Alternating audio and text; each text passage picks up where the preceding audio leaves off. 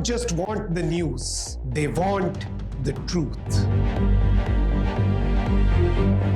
What others hide, I bring to you with evidence. Politics, corruption, human rights. No filters, no fear, just facts. I don't stop until the system shakes.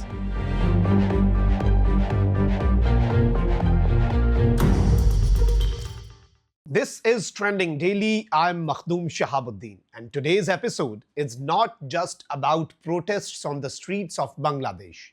It is about power, interference, resentment, and a growing regional backlash that India is struggling to control. What we are witnessing in Bangladesh right now is one of the most intense waves of anti-India sentiment in decades. And contrary to how some Indian media is portraying it, this anger is not sudden, manufactured, or driven by misinformation. It is rooted in years of unresolved grievances, perceived dominance, and a growing belief among ordinary Bangladeshis that their sovereignty has been repeatedly compromised. The protests that have now engulfed Dhaka and spread across the country did not begin as anti-India demonstrations. They began after the killing of a young student leader. But very quickly, grief turned into rage, and rage transformed into a broader political awakening. On the streets, in slogans, and across social media, a clear message emerged. Bangladesh no longer wanted to be treated as a subordinate state. Protesters openly accuse India of behaving less like a respectful neighbor and more like a controlling power.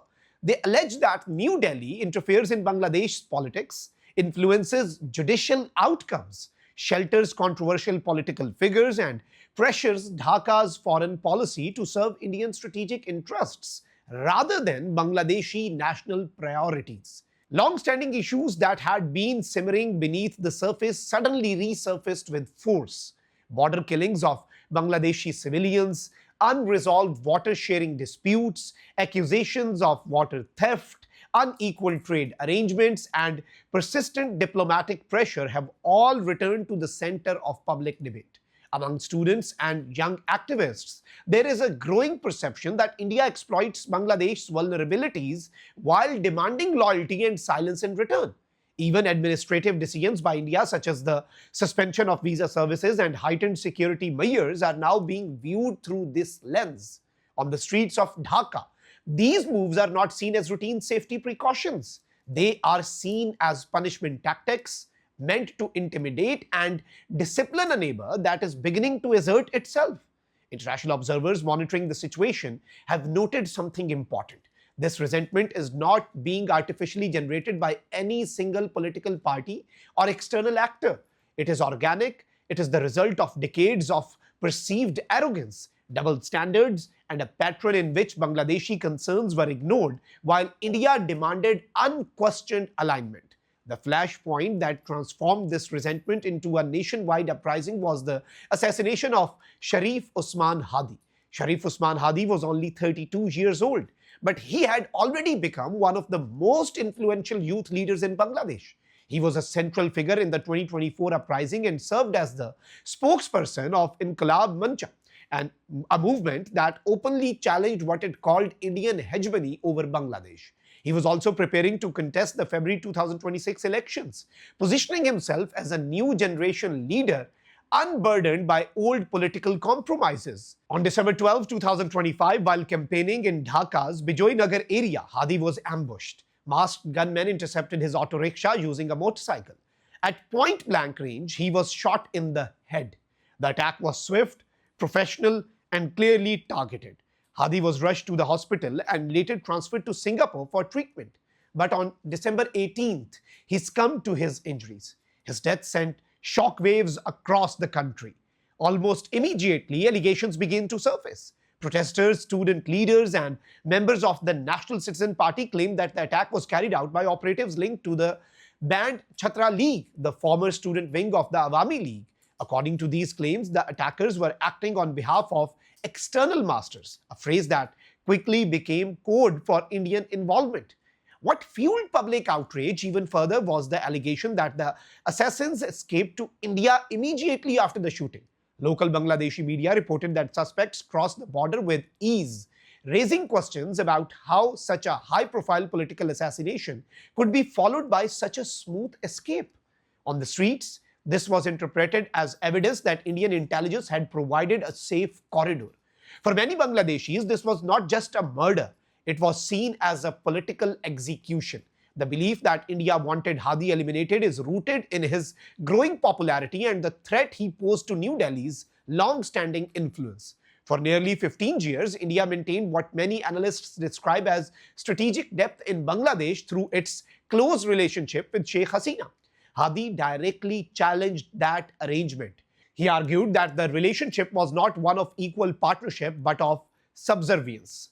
Hadi's message resonated because it was simple and uncompromising. Bangladesh, he said, should not have a Delhi-centric foreign policy. Its alliances should be based on national interest, not pressure. He openly criticized what he called Indian interference and demanded a complete de-fascistization of Bangladesh's political system. From India's perspective, leaders like Hadi represented an unpredictable future. Unlike traditional politicians, he was not someone New Delhi could manage, negotiate with, or pressure using historical leverage.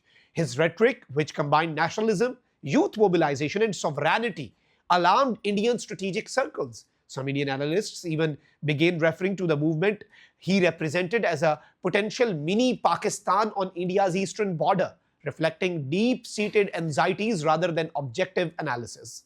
Hadi did not stop at rhetoric. He openly targeted what he described as India's soft power infrastructure inside Bangladesh.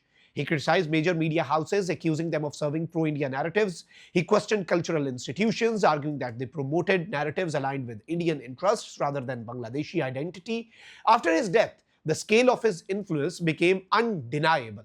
Mourning turned into mass mobilization.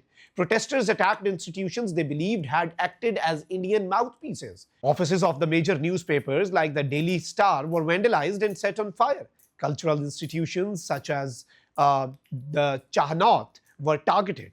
Whether one agrees with these actions or not, they reflected the depth of anger and the symbolic power these institutions held in the public imagination. Ladies and gentlemen, the protests soon moved beyond media houses and cultural sites and reached Indian diplomatic missions. In Dhaka, hundreds of students marched toward the Indian High Commission under the banner of Julai Okya or July Unity. They demanded the closure of the mission until justice was served. In Chittagong, protesters threw stones at the Assistant High Commission. In Sylhet, security was reinforced amid an announcement of planned sieges. The rhetoric intensified. Prominent student leader Sarjees Alam declared that until India handed over those responsible for Hadi's assassination, the Indian High Commission should remain closed. He openly stated, "We are in a war."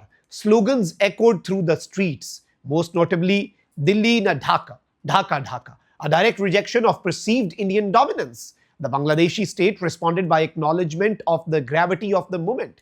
Chief Advisor Muhammad Yunus declared a day of state mourning.